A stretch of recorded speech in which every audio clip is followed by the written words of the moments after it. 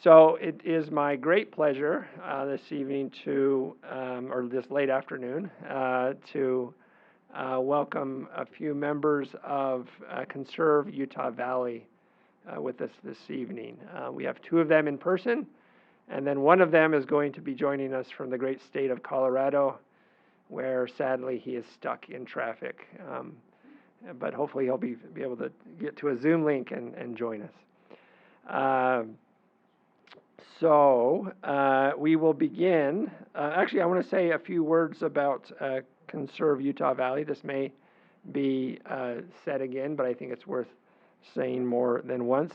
Conserve Utah Valley is a nonprofit organization committed to protecting and sustaining the treasure canyons, foothills, open spaces, and waters of Utah Valley. And it seeks to work collaboratively with all levels of government, the business community, and individuals to preserve spaces that add so much to our quality of life. This is a highly effective organization. It's only been around since 2020. I think it was spurred into existence because of the threat that faced Bridalveil Falls. But it fought off that threat, and then it led the way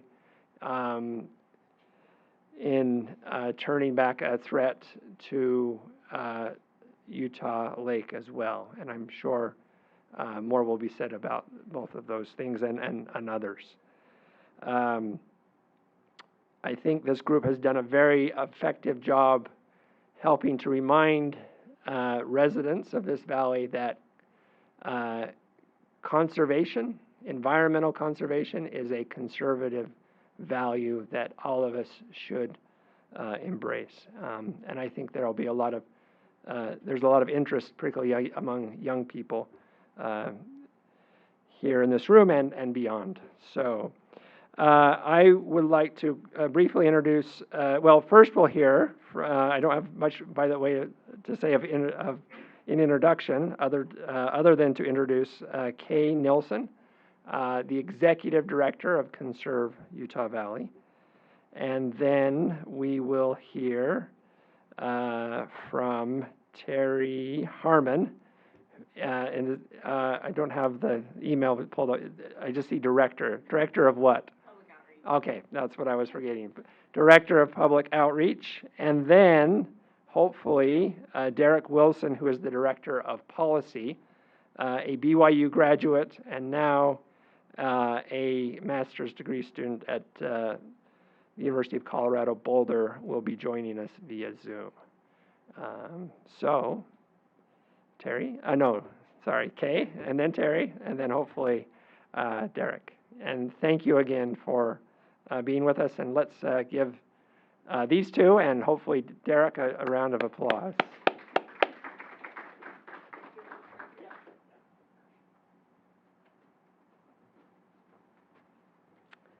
Well, hello. This is a real treat. I'm an accidental activist. I used to work at BYU in the communications department. I taught in the Daily Universe lab. So activism really wasn't on my plate until about 2019. I'm going to give you a little bit of back history before CUV even came to be, because it gives a great idea of grassroots involvement. I live on this same level north of BYU in Edgemont, it's called, kind of by the mouth of Provo Canyon. And we got wind in June of 2019 that a developer wanted to develop the last of the Provo foothills. And I don't know if you've hiked there or snowshoed there or ridden horses there, but it's truly the last of the Provo foothills. And his plans were for 500 townhomes and $1 million homes and clubhouses and golf course and bowling alley and restaurants and a whole bunch of stuff. You probably all know what NIMBYism is, and this definitely applied to to this situation. We didn't want this in our backyard. And the reason why we didn't want it in our backyard was because it's everybody's backyard. This is an area that everybody gets to enjoy, and it's the gateway to Provo Canyon. So it's a beautiful area. If you haven't been there, I'd encourage you to go up to the Indian Road Trailhead and park and take some of the trails up there, hike up, and you can see the whole of Utah Valley. So a few of us got together, and we decided to call kind of a neighborhood meeting after we got wind of this potential project. And we were met with some resistance. We had some people who were just residents like me who said, "You're never going to stop this. This is going to happen, and there's going to be development all the way up to Kive Peak Overlook and all the way into the next valley, and that's what's going to happen." And we were like, "No, I don't think so." What we learned as we started this process was how to deal with those who make decisions. We learned to talk to city people and county people and state people in key positions, and we needed to find out, how could this happen, and who opened the door to this, and what voice do we have. And really, the developer wanted to change zoning, and because he wanted to change zoning, it was fairly easy to stop, because we could go talk to the Planning Commission, and we could go talk to the Provo City Council, and we could express our concerns as citizens that zoning should still stay as ag zoning, or as, the zoning that allows for recreation.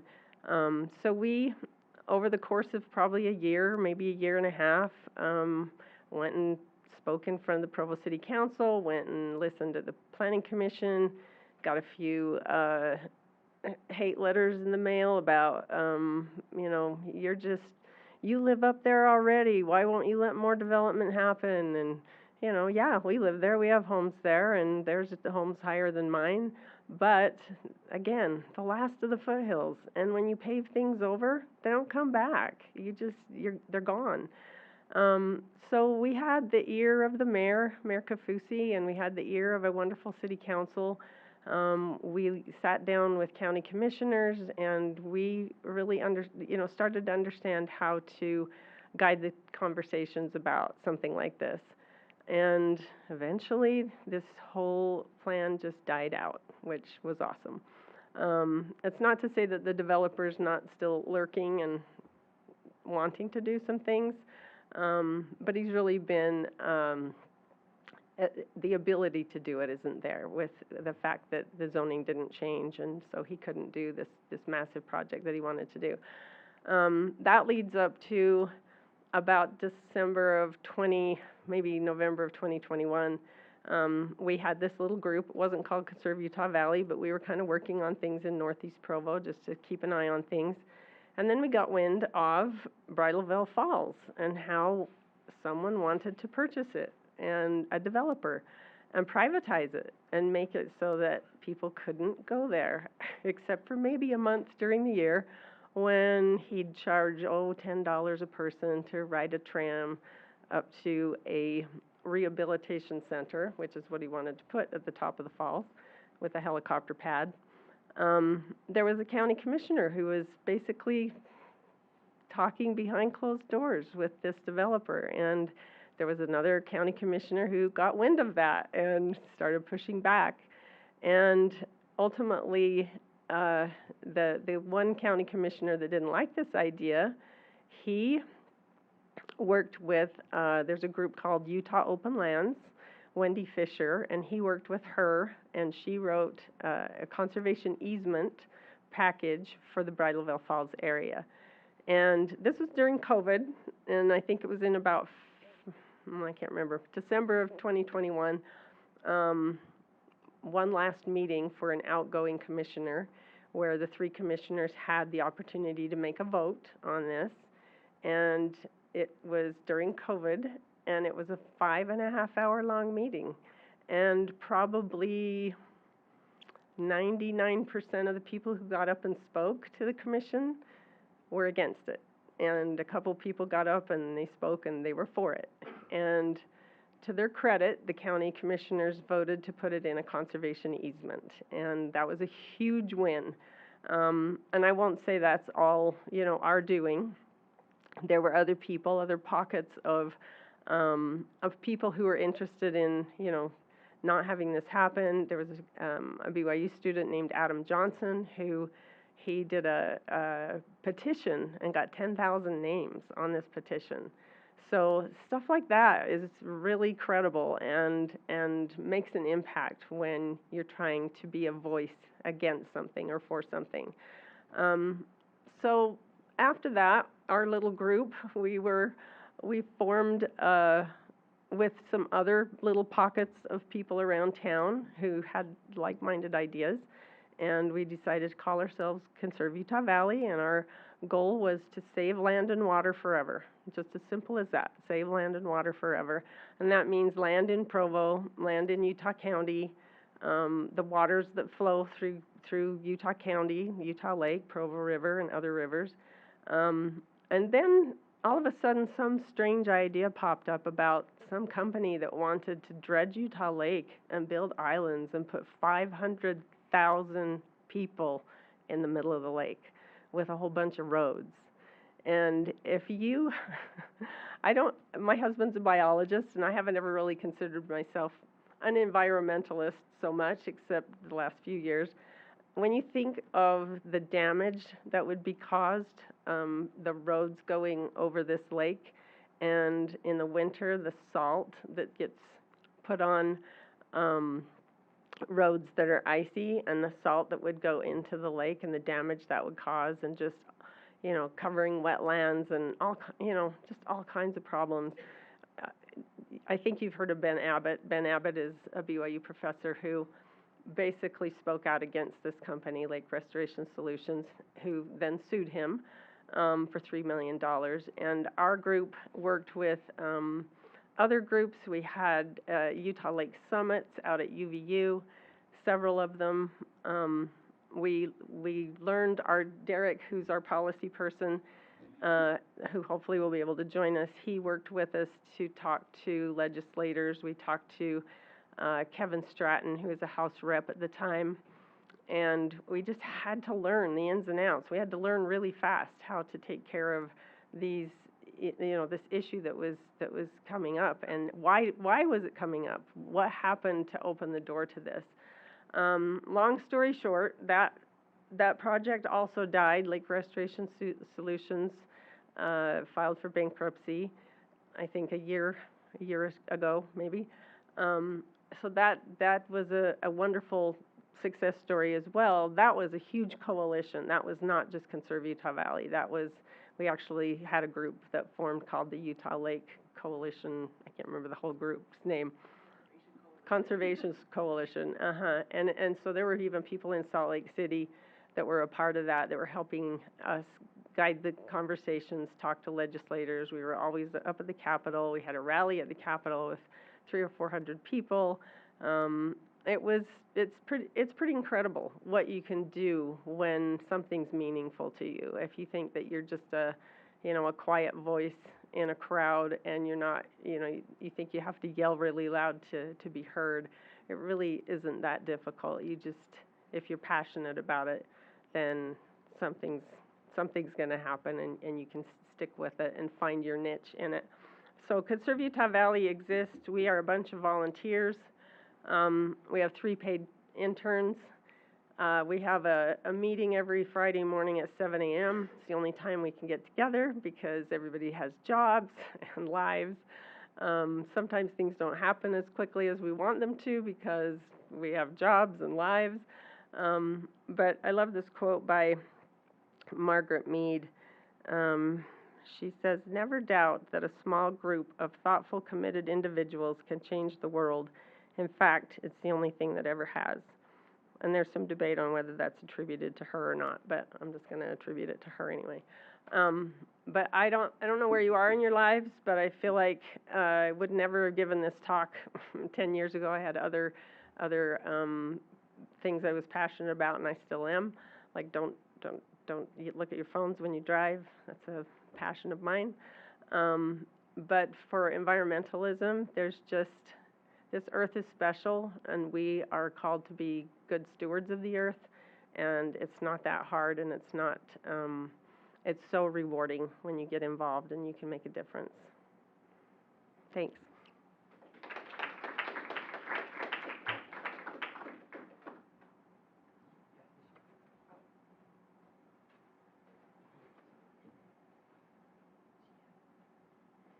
All right. Hello, everyone. I'm Terry Harmon. Let me just get this up. That's not what I wanted to do. There it is. Full screen. Okay. I'm Terry Harmon. So I'm Director of Public Outreach for Conserve Utah Valley. I came to Conserve Utah Valley through my work as a writer and a nature photographer. So I became first an advocate for Utah Lake. A little late to the game, but involved in what Kay was talking about with the island dispute. And my work really focuses on helping people know Utah Lake. And we'll talk a little bit more about that in a second. But Erin asked us to talk about the rewards of what we do, but also the challenges. So I'm going to talk about the rewards first. And the first one's pretty obvious. The most rewarding thing we experience is when we get to do what we want to do. So Kay mentioned that we conserve land and water forever. That's our goal. That's all we want to do here in Utah Valley specifically. And so when that happens, that's a huge payoff because it takes a lot of work, a lot of grit, a lot of frustration, a lot of kind of battles to get to those days. So the days, the Don't Pave Utah Lake campaign, when the state denied LRS's application, that was a party day. And then when LRS dissolved, another party day. Those were celebrations, and that's a huge payoff. Those things are fun because you know what it took to get there. The more and more Bridalveil Falls, thank you, keeps getting protected more and more, and each time something big happens, we celebrate. One of our current projects is this Cascade Farm. So we've moved into agricultural conservation easements.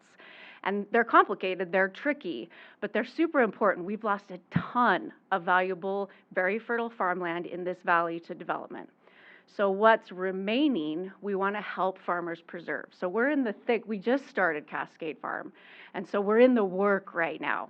But we know one day, all that money is going to be in place, all that paperwork is going to be in place, and there will be a party. So those days when the big work pays off, nothing better than that reward. Second, the people. Anything you do in life, the people matter. The kind of people you're participating with, getting to know. So environmental conservation people are a unique breed of people, and they are so much fun. So from the families and friend groups that come to our shoreline cleanups, to the farmers we're starting to work with, to the broader community of conservation here in Utah, there are so many creative, intelligent, powerful people in this community that it is really fun to be part of it and to get to know them, to learn from them. So the community is a really big deal. That's a huge reward of what we do because we really do work to support each other because it's difficult work. So 3, a little more philosophical. We're working for something bigger than ourselves. So some people want to work for a cause. Some people need to work for a cause. I've always wanted to work for a cause. It's a different kind of work than your day-to-day 9-to-5 kind of work. It takes a different temperament. But it really does have an incredible set of rewards when you're working for something bigger than yourself. In environmentalism, I'm not sure there's anything bigger than working to save the planet. And there's a lot of huge, challenging problems in this work. But we know with each tiny little step we get that we are making things better for future generations. And that's huge. That's a huge payoff of what we do. And when the days get frustrating and the work gets frustrating, we remind each other of that thing, that bigger thing that we're working for. So those are kind of my 3 big rewards of doing what we do at Conserve Utah Valley.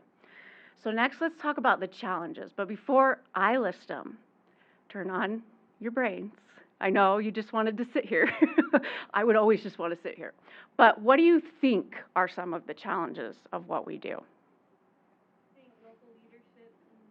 Local leadership. Yep. Good. I mean, obviously, you've had a lot of problems with real estate moguls. Yeah, so development. Money. Yes, money. Definitely in the back. It's like bureaucracy and paperwork. Yeah, the tediousness, totally bureaucracy. Anybody else? Anything else? Being told no. Oh, that's a good one. Being told no. We have a saying within our group, gentle pressure relentlessly applied. So we hear no a lot, and that's okay. And we keep going. Anything else? Okay. So these are my 3 things that I think are the biggest challenges that we face, specifically to Conserve Utah Valley, but to all environmental and conservation work. So memory and mindsets, kind of a weird one, but I want you to think about Utah Lake. Who's heard negative things about Utah Lake? Yeah, right? Recently? Yeah. Who's heard lots of amazing things about Great Salt Lake and knows more about Great Salt Lake than Utah Lake? Yeah, probably about the same, right? So Utah Lake has a reputation issue. It's a misfit. It's dismissed. And that comes from the decades, from pioneer days up until about the late 90s, when the lake was severely abused. We treated that lake terribly for decades, for a very long time. So it was toxic, it was damaged, it was gross, there was a lot of trash, a lot of issues with Utah Lake. And so that story comes from something that was real, but it's hanging on when it's no longer the truth. In about the early 2000s, we started restoring Utah Lake.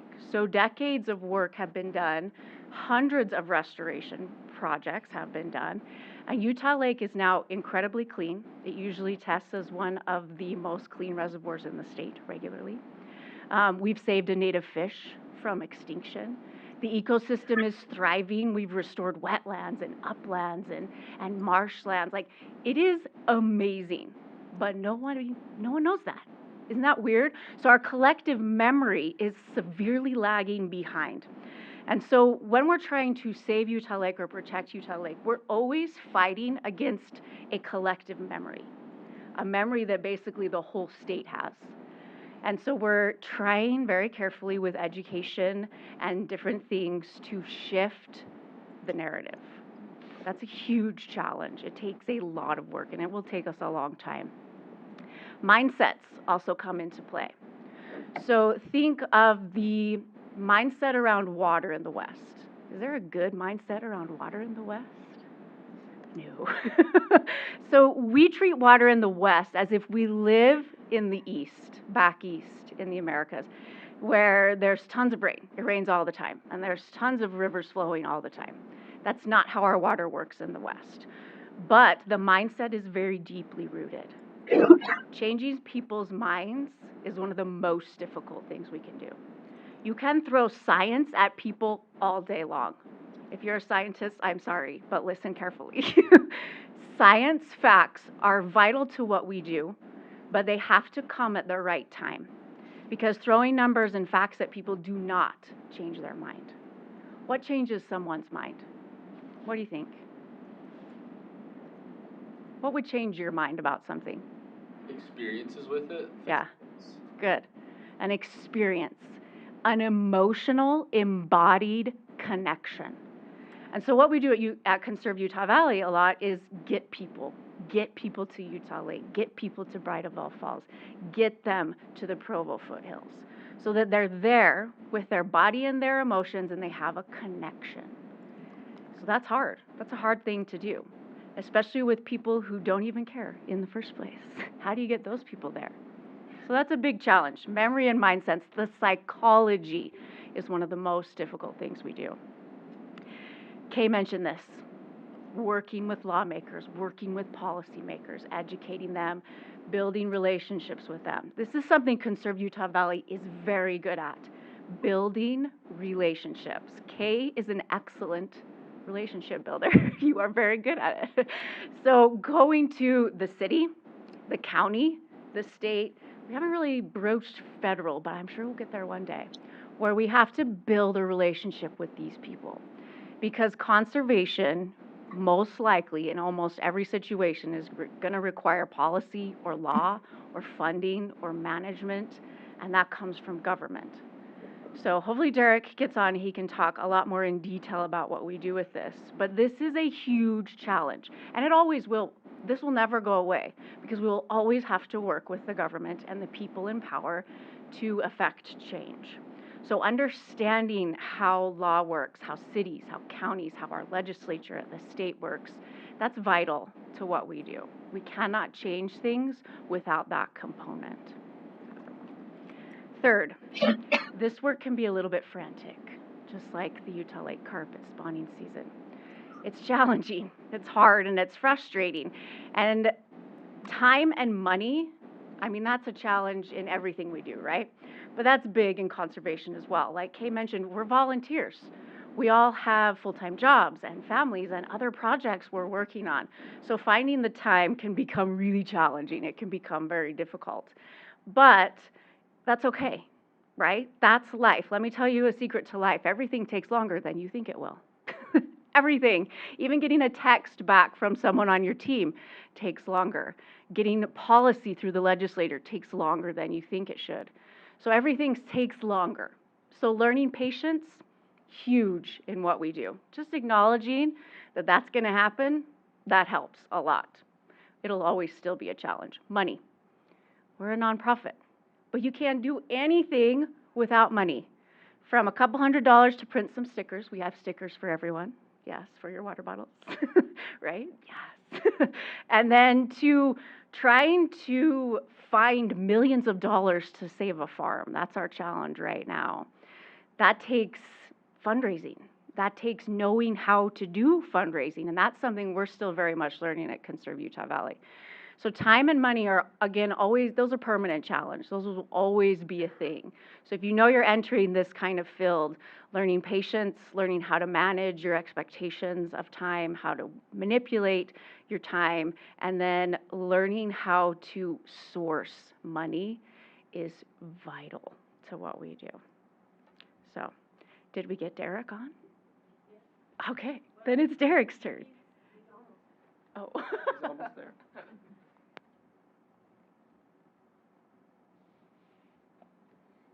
He's not here yet.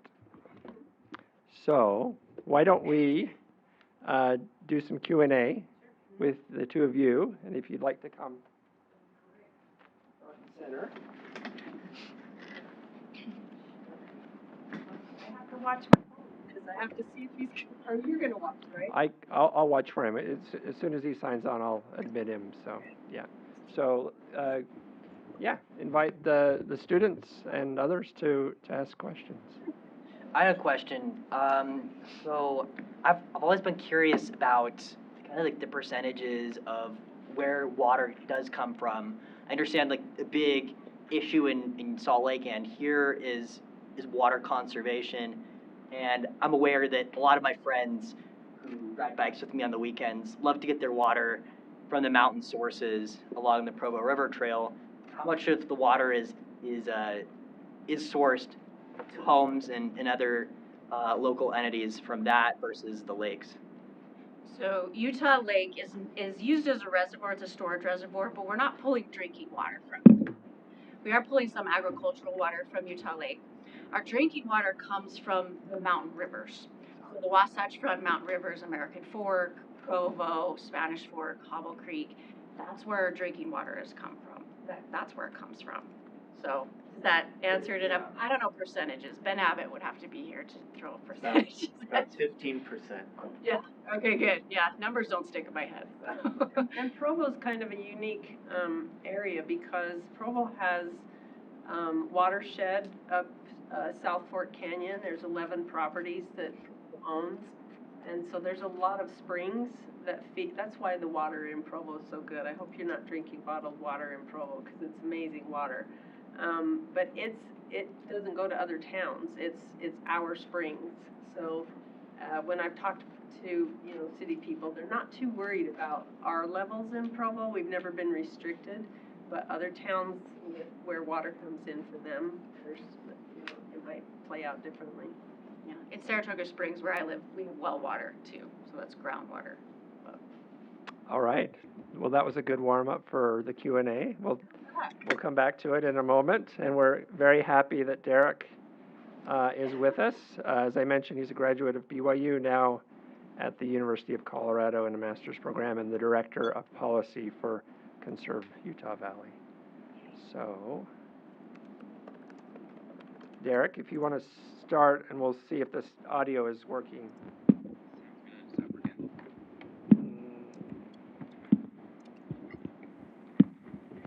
Let's put this as close as possible. Go ahead and would you, do you have some slides you want to show, or will you just be talking? Just gonna be talking. Yeah, that's good enough. Yeah. Yes. All right, we're all ready to go then. So yeah, like. It's really quiet. Okay, wait, we're gonna have to, let me increase the sound. If it's possible, maybe I could just be turned a little more so I can see the class. I don't know if that's useful. That's all good. How's that? In the back? Oh, we're good now, yeah. Okay, As cool. long as you don't fall off the podium and the computer. All right, go ahead. Wonderful. So as Professor Skaplin said, I am Derek Wilson, a graduate of BYU. I studied environmental sciences there. I was also part of an organization that some of you may know of called BYU Student Sustainability Initiative. So that was a really cool thing that I was able to help start. And then, yeah, I'm at CU Boulder right now, pursuing a master's of environmental and natural resource policy.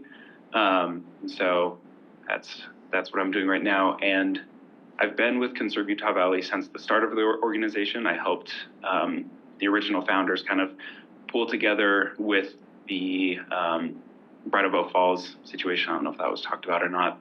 And then a couple years later, I guess a year and a half ago, I was brought on to do policy work for us. And that has mostly looked like working with members of the state legislature, trying to improve conservation of land and water.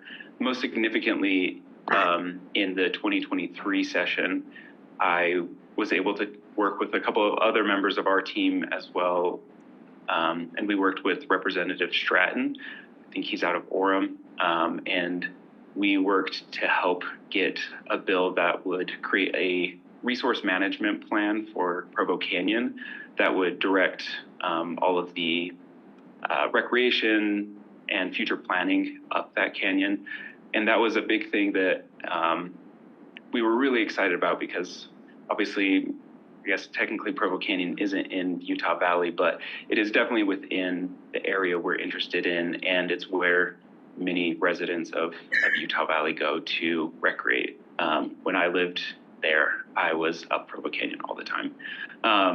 And so the biggest keys I took away from working with him, and as well as the rest of my work with Conserve Utah Valley, is just learning how to tailor your messaging for your audience, right? There are a lot of different values that different politicians, even within the same party, hold.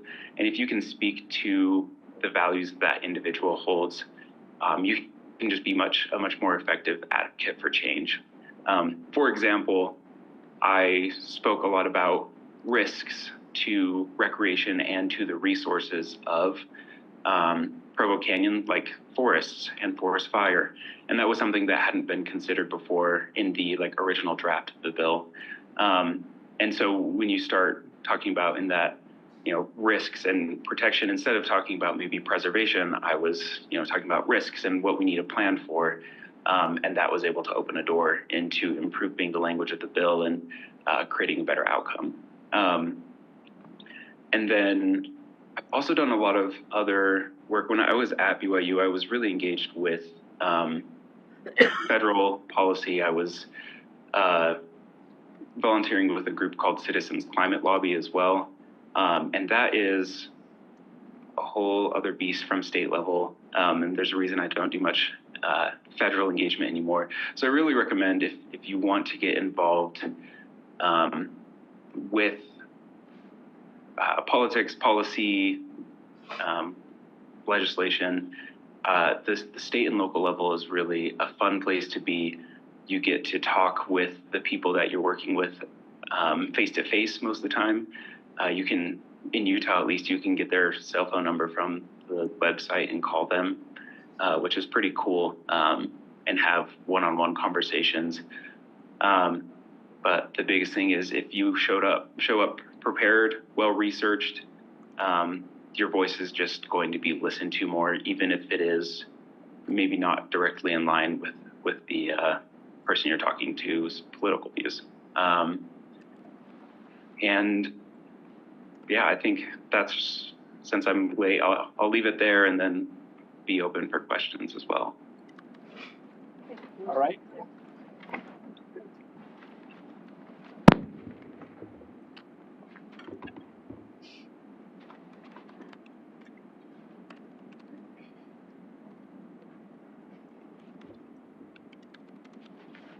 Okay, so thank you, Paul, for the first question, and let's hear some more. So how do you guys pick like which projects you take on, and do you see any projects in the future being with other bodies of waters for cleanup? Have you played whack-a-mole? Where you bash something and something else pops up? It's kind of like that. We try not to be too reactive or have to be too reactive. Sometimes you have to be. Bridleville Falls was totally reactive. Utah Lake was totally reactive. But our main goal that we set forth, in the beginning was to save land and water. And last year we kind of got back to be working on land. Land's disappearing. These conservation easements, the one that we're working on, Cascade Farm right now, I'm not sure how we got involved with that one. John, it was one of our leadership team. Because CUV is starting to be recognized as credible and that we can do things, people are starting to come to us, and we can't say yes to everything. We just don't have the manpower, we don't have the money. But when there's something like this 20 acres, this Cascade Farm that's down by Utah Lake, that's kind of surrounded by land that's already in conservation easements, it's a little bit of a no-brainer to do it. And this farmer has already gone out and gotten a huge grant. So we're working to help him raise the rest of the money for conservation easements. So to answer your question, I guess, is, we're kind of just always open and watching for things to come our way and seeing what we can manage and how much we can manage, because we can't do a lot all at the same time. We're growing our leadership team. We just added an events person this week, and she's going to be great in helping us manage the events that we have. But we're pretty scrappy. We do things with a lot of money. And we do also work with Great Salt Lake. So we have an organization called Grow the Flow. Professor Ben Abbott is the executive director of that. And that's within Conserve Utah Valley's 501c, so our nonprofit. So that they're working on Great Salt Lake advocacy and incredibly effective. They have a student chapter here at BYU. If you go to growtheflowutah.org, you can join the chapter or just join our action group where you can be involved whenever things come up. So yes, we've spread to both lakes. They're sister lakes. They're connected through what river? Jordan River. Yeah. So it's all connected, our water in Utah. So yes, we do other work.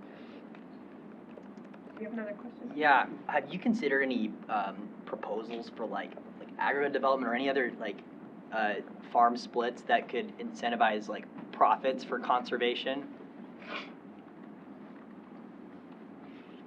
I'm not sure what you mean. So like in some communities, there's something called an agrihood, where a large landowner of a farm might decide to sell some of their land to individual owners to sustain a small house or something, and by charging rent or we're offering a contract on a longer lease to somebody on their land, they start making more profits to sustain the farm for other for getting more farm water or, you know, other things that they might need.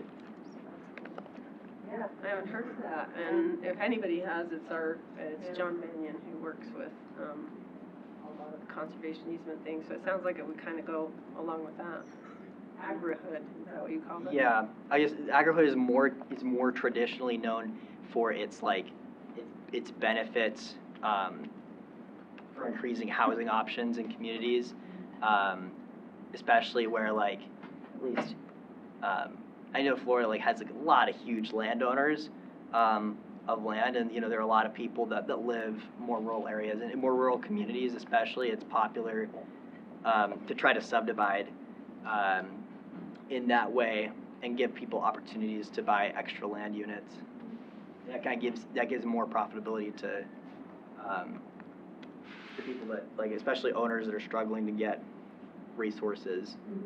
I would assume, but. So just so you know, a conservation easement, when a piece of property is put into a conservation easement, that property can still function as a farm or as whatever it is. The money. So a farmer, instead of selling their land to a developer for maybe $5 million, we might be able to help them raise $4 million or $3 million, and they're happy with that because they get to stay on the land and still farm it. It doesn't turn into a subdivision or, you know, something like that. I guess, yeah, I'd say that it could be shared land use, you know. That's an well, we'll tell John. He's our researcher, and he'll research the heck out of that. So. That's cool. Other questions? When it comes to fundraising, how much of your time is spent doing that? Who do you go to? Where do you secure most of your funds from? Do you find individuals who are able to donate large sums, or just a lot of individuals who are able to help a little, or how does that go? That's an area that we have not had a lot of time to spend. We wish we could, and we have plans to. Right now, on conserveutahvalley.org, there's a donation button that you can sign up and do recurring donations. And sometimes on social media, we'll put us out there, you know, to ask for donations. We like to be able to have a cause to donate to. And I think a lot of people like to have a cause to donate to. So this Cascade Farm that's coming up in, you know, possibility of a conservation easement, or it will happen actually, we'll be putting signs down on the Provo River Trail near his property, like a QR code for people to donate. And we'll also be looking for some big donors. It's, you know, it's pretty time consuming to try to figure out how to get bigger money. But once the word gets out about our group and what we're trying to do, you know, should kind of build on itself. So if you want to be our fundraising expert, yes. Did you have a question right here? Yeah, so I was wondering just what your guys' thoughts are. It kind of goes with this question on like the balance between like, we know that a lot of people are moving to Utah and that like there is a need for more housing and stuff. So like the balance between like that being a realistic problem and also still conserving land.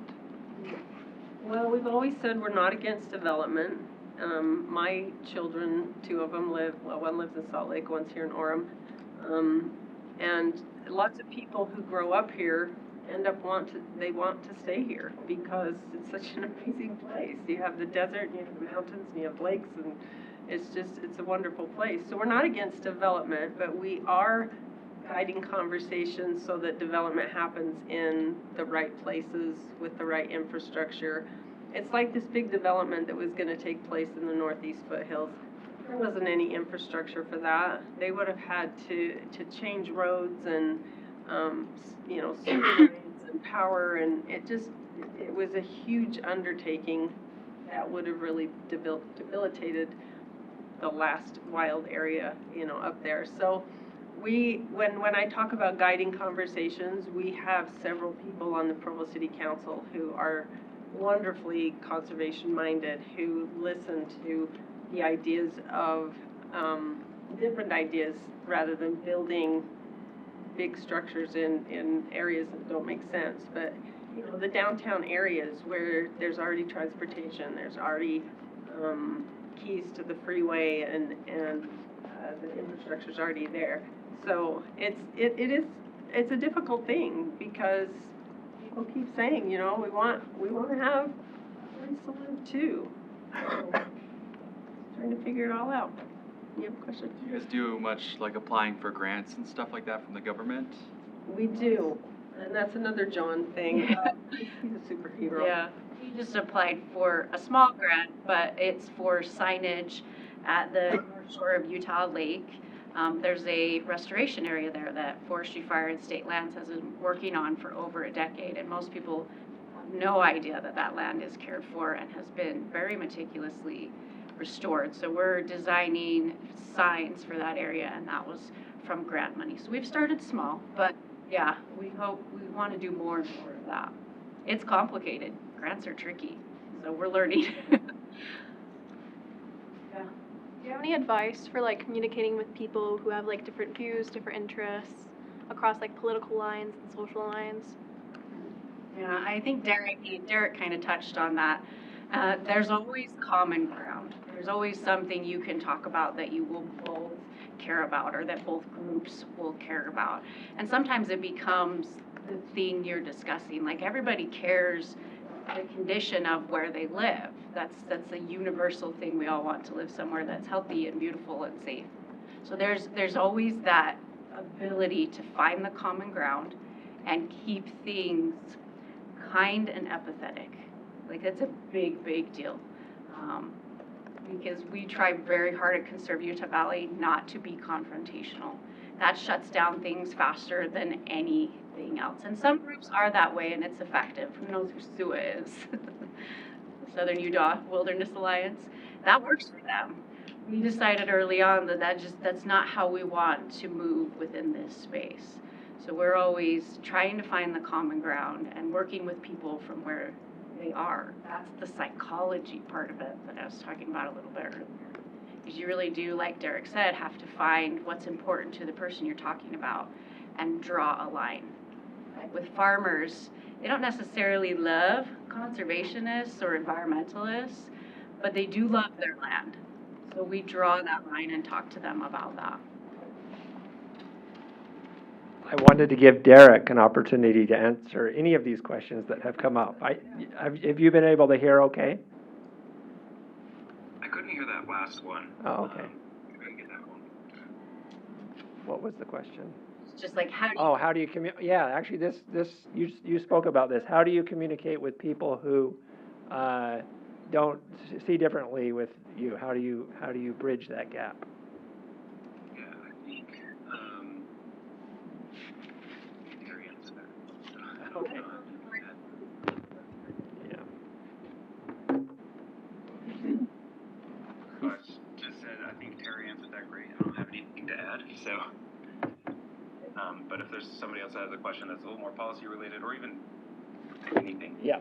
I guess I have a question for Derek. Is why get a master's in policy rather than go to law school and just practice environmental law? So, did you hear that? Was it get a master's in policy rather than law school? Yeah. Why policy rather than getting a law degree in environmental law? Yeah, so this is a really serendipitous question. I actually started in law school. So I went to, did my first semester at CU Law School, realized I don't want to be a lawyer, I don't want to litigate, and the only reason to get a law degree is really if you want to go sue people, and that's not what I wanted to do. I wanted to impact policy. Now there's plenty of people who do go to law school to do that, but it's really expensive, law school sucks, taking the bar sucks, your first couple years as a lawyer sucks. So I was like, wow, maybe I don't want to do that to get to my career goal. I can just do a master's in policy and still have the same career goal. And so I chose the program I'm in now, also at CU Boulder, because it's a very applied program. It's a professional program, not like a thesis-based program. And so I did a 9-month-long capstone with some state agencies in Colorado, and we were able to put together a report on extreme heat and human health impacts in Colorado, which then was cited in the state's first climate roadmap. So I've been able to have really good applied experience because I chose to do a professional master's degree instead of a JD, which is definitely more academic based. All right. I think we're out of time, but thank you for all the great questions. Anything you want to add? No? Okay. Linger if there are. Yeah, you're welcome to linger, ask questions offline, as it were, and maybe we'll keep Derek online as people can chat with him as well. So once again, thank you. Oh. Stickers. All right, over here. Yes, and actually I have, speaking of Grow the Flow, I have a sticker on my computer. They're cool. Are these CUV stickers? Okay, cool.